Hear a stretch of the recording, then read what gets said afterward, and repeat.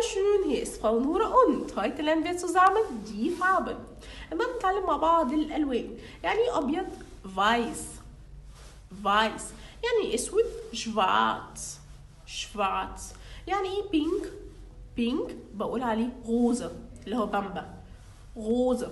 طيب يعني إيه بني braun braun، يعني إيه رصاصي grau grau، يعني إيه برتقالي orange orange، يعني إيه أزرق blau blau، يعني إيه أخضر grün grün، يعني إيه أحمر rot rot، يعني إيه أصفر gelb gelb. طيب دي كانت الألوان، ودلوقتي هنتعلم مع بعض ازاي ان انا اسال حد ايه هو لونك المفضل.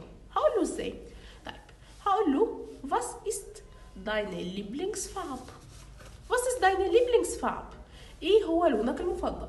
المفروض ان لما حد يسالني السؤال ده ويقول لي was ist deine Lieblingsfarbe، ارد اقول له meine Lieblingsfarbe ist rot، لوني المفضل هو الاحمر. und du وانت was ist deine Lieblingsfarbe؟ ايه هو لونك المفضل؟ schreib's es in die Kommentare. اكتب في الكومنت.